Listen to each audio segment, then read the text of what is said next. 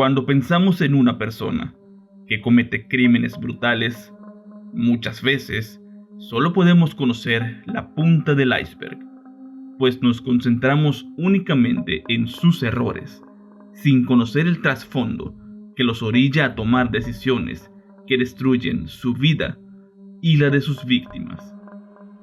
Y no es que sus historias de vida justifiquen sus actos.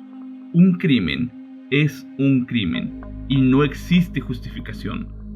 Pero sin duda, es importante conocer lo que una persona tiene que atravesar para llegar al extremo de atentar contra la vida de alguien más. Y son pocas las ocasiones en las que se conocen tantos detalles de un caso que te permite explorar el pasado de una persona para tratar de entenderla. Te repito, no para justificarla, sino como un ejercicio para evitar caer en los errores que terminaron por convertirse en tragedia.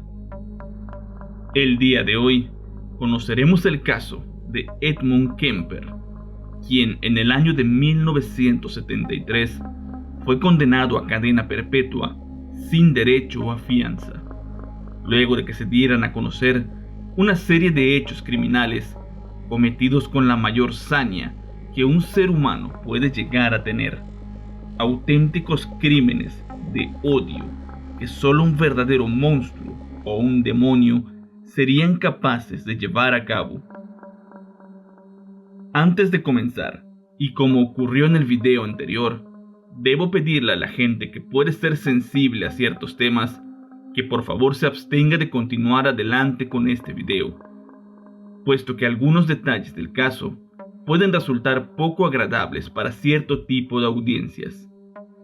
Dicho esto, y si sigues convencido de querer conocer los detalles, entonces comencemos.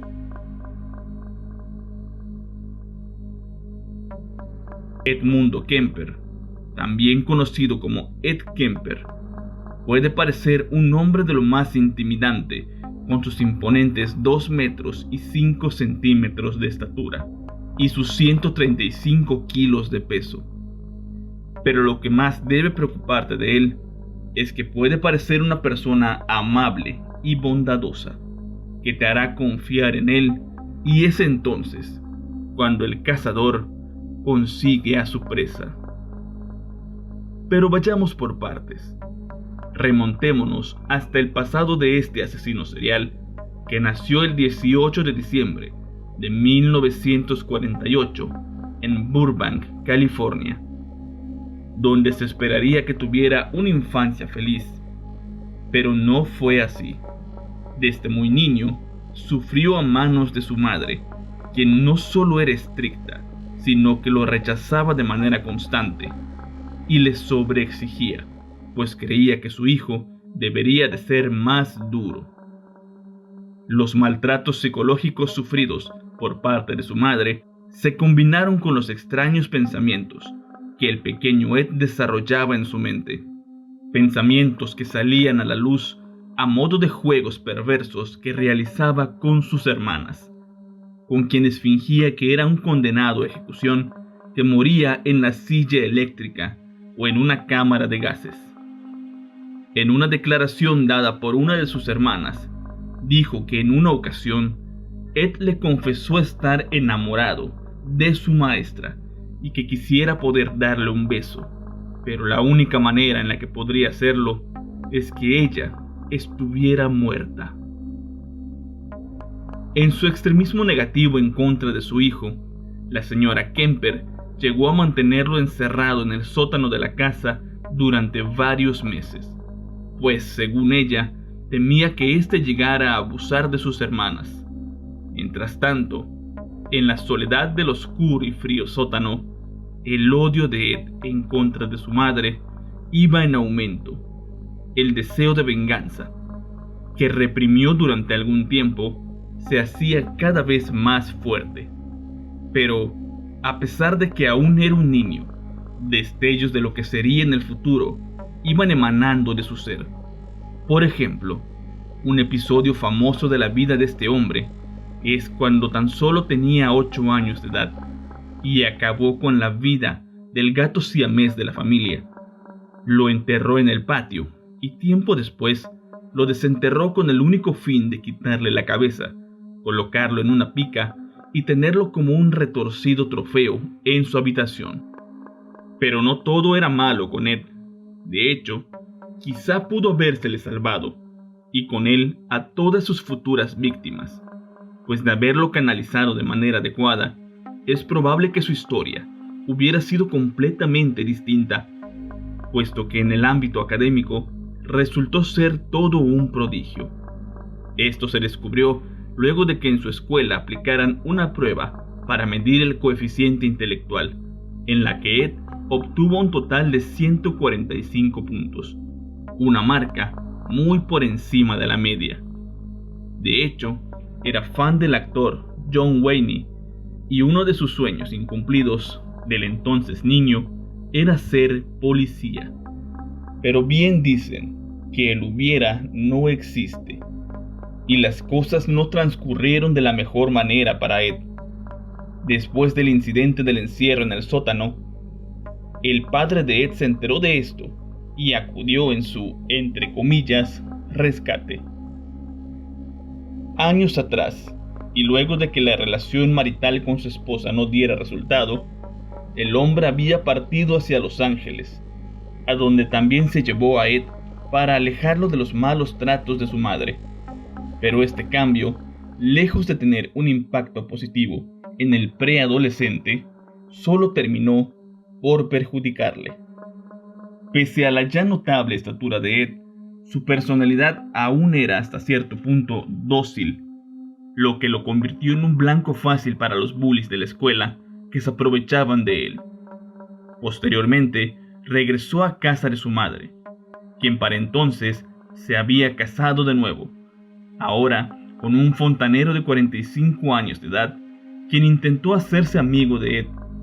Este correspondía a los buenos tratos, pero con una mente algo retorcida, y según una confesión realizada, ya siendo mayor y en manos de la policía, reveló que había estado planeando darle un fuerte golpe con un tubo mientras el hombre pescaba, pero no lo consiguió, debido a que su madre terminó muy pronto esa relación. En 1963, ya con 15 años de edad, tuvo de nuevo la inquietud de vivir con su padre, así que robó las llaves del auto de su madre y se dirigió a la ciudad de Surte. Ahí abordó un autobús para volver a casa de su padre, quien lo aceptó de vuelta. Pero un mes después, en diciembre del mismo año, lo llevó de vacaciones a la granja de sus abuelos, en Norfolk, donde terminó dejándolo luego de las vacaciones. Ahí se matriculó en una escuela cercana, pero tampoco pudo adaptarse, y a pesar de su gran inteligencia, sus calificaciones iban en picada. Al finalizar el curso, volvió temporalmente a casa de su madre, quien ya no lo quería tener con ella, y para su triste sorpresa, resultó que su padre tampoco quería que viviera con él. Así que sin más remedio, regresaría a vivir a casa de sus abuelos, donde se gestaría el primero de sus crímenes. La vida del joven Edmund parecía predestinada al sufrimiento, pues estar en casa de sus abuelos tampoco aportó nada positivo en su vida. A pesar de que su abuelo era un sujeto agradable, la abuela Kemper resultó ser mucho más estricta y exigente que su madre. El maltrato psicológico era aún mayor, y no solo lo aplicaba en contra de él, sino que también veía cómo su abuelo era manipulado por la mujer. Esto solo hizo que el rencor que dormía en su interior se acrecentara cada vez más, hasta que finalmente explotó. El 27 de agosto de 1964, el abuelo de Ed salió de la casa a realizar unas compras al pueblo cercano, mientras que la abuela se quedaba en la casa con él. Estaban ambos en la cocina, y mientras ella trabajaba en unos libros infantiles que había escrito, repentinamente Ed tomó su escopeta calibre 22 que su abuelo le había regalado y le dijo que iría a matar algunos conejos. Ella, sin levantar la mirada, le dijo que tuviera cuidado de no disparar a los pájaros. Fue ahí, con esa sencilla frase, que ocurrió el punto de quiebre. Un sentimiento de ira lo invadió, y sin poder soportarlo más, se dio la vuelta y apuntó el arma directo a la cabeza de la mujer, y jaló el gatillo. Se acercó y disparó en 2 ocasiones más en la espalda, para luego tomar el cuchillo y encajárselo varias veces hasta el cansancio. Luego de esta acción, y tras la conmoción de lo que se había atrevido a hacer, la llevó hasta su recámara. Entonces escuchó el sonido del auto del abuelo. De acuerdo a su testimonio, con tal de ahorrarle el disgusto de tener que presenciar la macabra escena de ver a su esposa bañada en sangre, salió de la casa y mientras el abuelo sacaba una caja de víveres del vehículo, Ed acabó con él con un solo disparo en la cabeza. Hizo un vano intento por hacer desaparecer la sangre, pero no lo consiguió. Entendiendo que estaba prácticamente perdido, decidió llamar a su madre para contarle que sus abuelos habían muerto, e intentó hacerle creer que había sido a causa de un accidente. Pero su madre sospechaba que esto no era verdad, que en realidad él había tenido algo que ver, por lo que le recomendó que llamara a la policía, y así lo hizo. Cuando fue interrogado acerca de sus motivos, solo dijo que quería saber qué se sentía matar a su abuela. El joven Edmund Kemper, de solo 16 años de edad, fue juzgado por el tribunal psiquiátrico, y aunque no todos estuvieron de acuerdo, determinaron que era esquizofrénico paranoide, por lo que lo enviaron a un hospital en la ciudad de Atascadero, especializado en agresores sexuales y en criminales dementes, institución a la que fue ingresado el 16 de diciembre de 1964, y ahí permaneció hasta la edad de 21 años. Con el paso de los años, el increíblemente buen comportamiento de Edmund sorprendió a los trabajadores del hospital, quienes llegaron a tenerle tanta confianza que incluso le confiaban trabajos pequeños dentro de la clínica. Era algo así como una especie de ayudante más que un paciente. La aparente recuperación de Ed no era más que su superinteligencia en acción, pues comenzó a comportarse como se esperaba que se comportara un paciente que se encuentra en proceso de recuperación, y en cada test psicológico que le aplicaban, respondía prácticamente lo que los doctores deseaban escuchar. Contrario a los efectos esperados, los 5 años que pasó en Atascadero no hicieron más que perturbarlo aún más, sin que nadie lo notara. Llegó a tal grado de confianza de los doctores que incluso lo dejaron aplicar test psicológicos a otros internos. El trato continuo con violadores aumentaba aún más su acervo de fantasías sexuales y criminales. Transcurrido el tiempo requerido para su condena, le fue realizado una nueva prueba, la cual aprobó sin el menor de los problemas, así que la corte determinó que podía reintegrarse en la sociedad, pues estaba listo para convertirse en un ciudadano ejemplar, o al menos eso fue lo que creyeron. Uno de los tantos errores en el proceso de poner en libertad a Ed fue que originalmente los doctores habían recomendado que mantuviera distancia con su madre, pues la consideraban la fuente de todos los traumas que aquejaban al joven.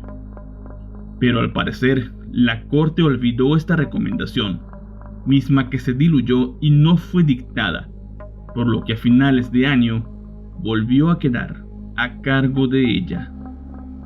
Grave error. Durante el tiempo que Ed permaneció en el hospital mental, su madre había atravesado por su tercer divorcio, situación que no mejoró sus ánimos al encontrar de vuelta a su hijo, con quien tenía encuentros cada vez más violentos. Las discusiones eran cada vez demasiado subidas del tono. Ed llegó a confesar que si su madre hubiera sido otro hombre, sin duda se habría agarrado a golpes con él, pero se contuvo. Lo hizo hasta donde soportó. Uno de los escapes de Ed para esta vida tan tormentosa, al lado de su progenitora, era el bar local en el que los policías de la zona solían reunirse para beber. Él logró integrarse en el círculo de amistad y era conocido como Ed el Gigante. Sus nuevos amigos, guardianes de la ley, se olvidaron de revisar el pasado del chico nuevo. Su viejo sueño de ser policía regresó a su mente, y aunque lo intentó, no logró ingresar a las filas policiales debido a su enorme tamaño. Mientras tanto, en casa, su madre lo presionaba para que estudiara una carrera universitaria, pero él se negaba, no por falta de capacidad, sino por no querer tal compromiso. Además, su madre buscaba que él tuviera un futuro prominente, pero no para sí, sino para que ella pudiera cumplir sus ambiciones económicas, y él lo sabía. No tardó en encontrar un nuevo empleo como guardavías del estado de California. Esto le permitió alejarse de su madre y se dedicó un buen tiempo a recorrer las carreteras, lo que le sirvió para conocer a la perfección las carreteras de la zona y se aprendió cada detalle. Ahí llevó a cabo su nueva afición: recoger a chicas universitarias que buscaban un aventón. Aunque su enorme tamaño las intimidaba, siempre buscaba la manera para convencerlas de llevarlas, sin saber que esto era solamente una práctica. De alguna manera, convenció a su madre de que le tramitara un pase para la Universidad de California, lo que le dio acceso a todos los campus del estado, los cuales llegó a conocer a la perfección. Tras varios años de maquinar escenarios violentos en su mente, y con la muerte de sus abuelos a cuestas, finalmente, en mayo de 1972, Ed estaba listo para iniciar su corta, pero desgraciadamente fructífera carrera como asesino serial. Se dice que después de un pleito con su madre, como no se había visto antes, Ed salió de la casa furioso, abordó su auto y salió a las carreteras del estado para encontrar con quién desquitarse de todo lo que su madre le había hecho. Fue así que se encontró con dos jóvenes en el camino. Se trataba de Mary Ann Pez y Anita Luchesa, ambas estudiantes de Stanford, a quienes logró hacer subir a su vehículo gracias a los años de práctica que tuvo transportando a autoestopistas, siendo bastante amable y con mucho tacto. Cuando se dio cuenta de que las chicas no conocían bien la zona, fue más fácil para él actuar, pues tomó un camino que nada tenía que ver con Stanford, y no fue hasta que se alejó demasiado que las chicas se dieron cuenta de que algo malo estaba pasando. Cuando le preguntaron qué quiere, en respuesta, sacó debajo de su asiento una pistola de 9 milímetros, les apuntó y les dijo: «Ya saben lo que quiero». Mientras Anita permanecía en silencio, Mary Ann trató de razonar con él, pero no logró convencerlo. Encontró un lugar para estacionarse, y tras asegurarse de que Mary Ann estaba prácticamente amarrada en el asiento trasero, trasladó a Anita al maletero del auto. Tras volver al vehículo, colocó una bolsa de plástico en la cabeza de Mary Ann y trató de estrangularla con el cinturón de seguridad, pero la chica luchó por su vida. Esto generó una gran frustración en Ed, quien terminó tomando un cuchillo y se lo encajó en un par de ocasiones en la espalda. Como la joven seguía haciendo ruido, le asestó una tercera cuchillada. Le pasé la hoja de la navaja, buscando el lugar aproximado del corazón, y le atravesé la espalda. Luego ella se giró completamente para ver, o para proteger su espalda, y yo le clavé la navaja en su estómago. Se volvió sobre el vientre, y yo seguí asestándole navajazos. Sentí que aquello no conducía a nada. Por eso la tomé de la barbilla, le empujé la cabeza hacia atrás y le hice un corte en la garganta. Perdió el conocimiento inmediatamente. Después de esto, fue a la cajuela para sacar a Anita, quien al ver la sangre se asustó, pero ésta la trató de tranquilizar, diciéndole que solo le había roto la nariz, aunque estaba seguro de que había escuchado todo el pleito previo. Luego de sacarla de la cajuela, le encajó el cuchillo más grande que tenía. Como era de esperarse, Anita también luchó por su vida, pero todo fue en vano. Y siendo casi las 6 de la tarde de ese trágico día, con los 2 cuerpos en el suelo de su auto, abandonó el paraje en el que se encontraba y se dirigió a su apartamento. Al llegar, trató de deshacerse de los cuerpos, los desnudó y comenzó a trocearlos. Las decapitó y desmembró. Mientras realizaba su macabro trabajo, tomó una cámara fotográfica y retrató cada momento del suceso. El hombre lo disfrutaba, tanto así que incluso llegó a tener contacto de índole sexual con algunas partes cercenadas de los cadáveres de las chicas. Cuando terminó, se deshizo de absolutamente todo: identificaciones, ropa y demás pertenencias. Algunas partes de los cuerpos las enterró en un lugar alejado llamado Santa Cruz, a donde acudía regularmente a visitar las osamentas, pues según él, se había enamorado de Mary Ann.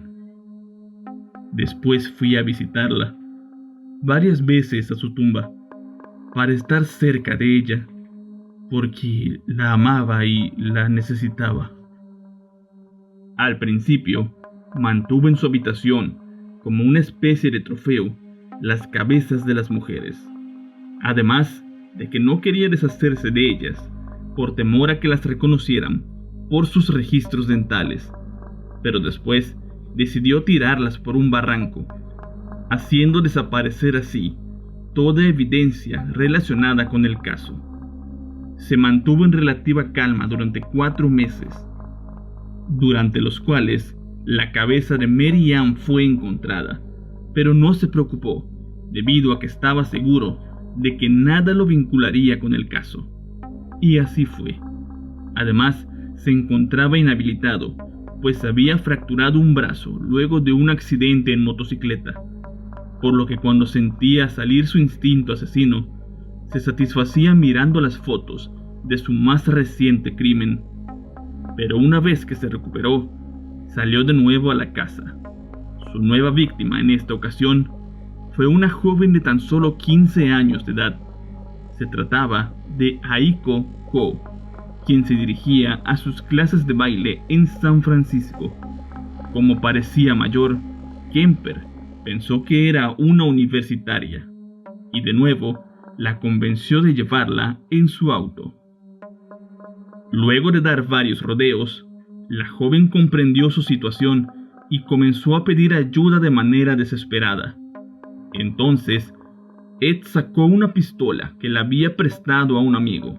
La empuñó contra el costado de la joven con la mano derecha mientras conducía con la izquierda.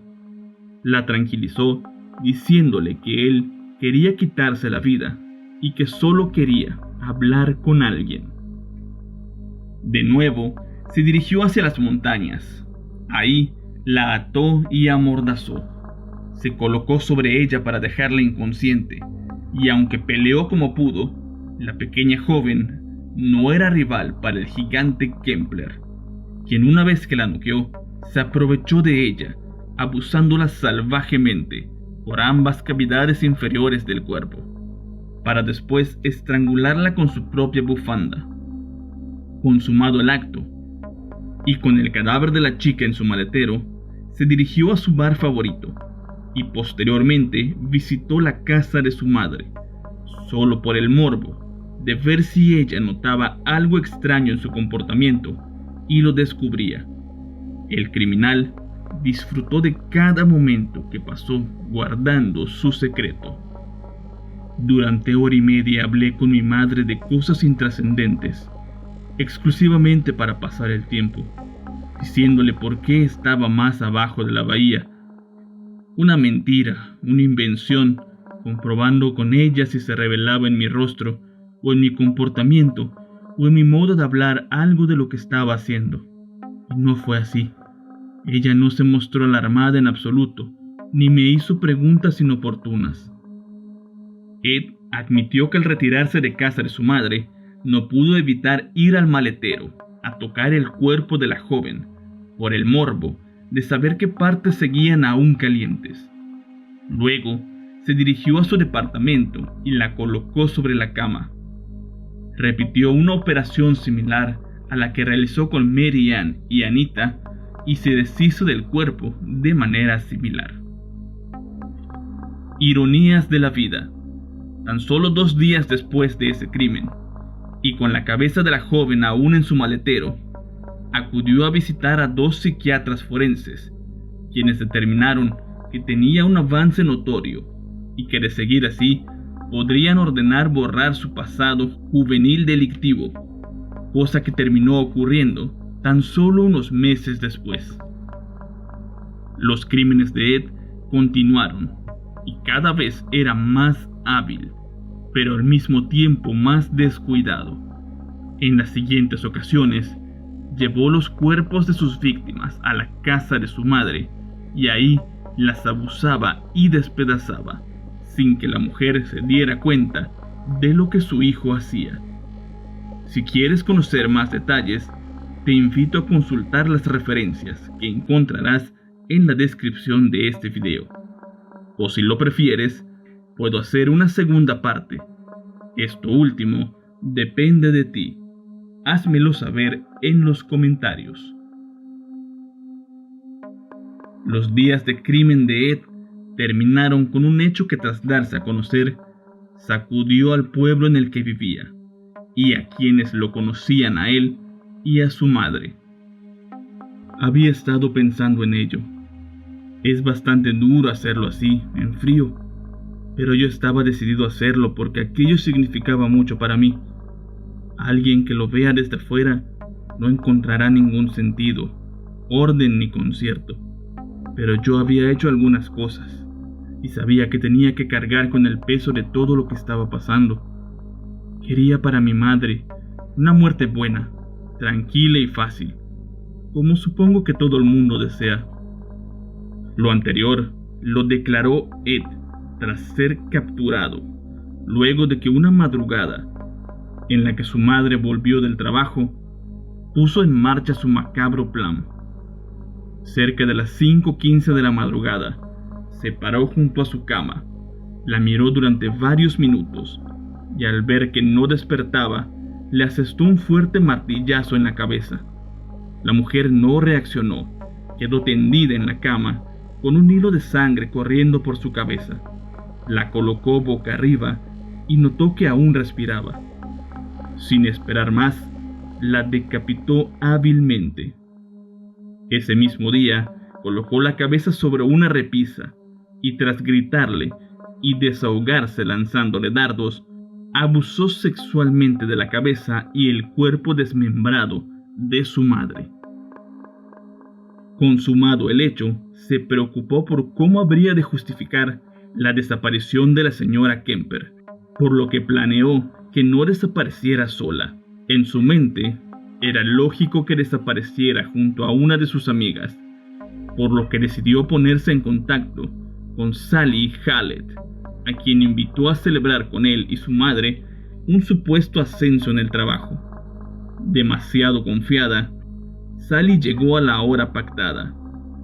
Ed, con años de práctica en la mentira, se disculpó a nombre de su madre, diciéndole que llegaría algo tarde del trabajo.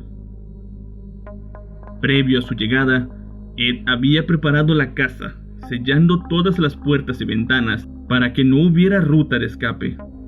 También colocó todo su arsenal en las distintas habitaciones para tenerlas a la mano en caso de necesitarlas. Pero no fue del todo necesario. Cuando Sally entró a la casa, dijo la frase: "Sentémonos, estoy muerta". Kemper lo interpretó como una señal del destino para entrar en acción. Se situó frente a ella, la golpeó en el pecho y en el estómago. La tomó del cuello y la levantó con todas sus fuerzas. Ella intentó patalear, pero fue en vano. Pronto se quedó inmóvil cuando le rompió la tráquea, lo que le impedía respirar. La puso en el suelo, le colocó una bolsa en la cabeza y la estranguló hasta la muerte. Entonces la llevó hasta su propia cama, la cubrió y acudió a su bar favorito a beber con los policías.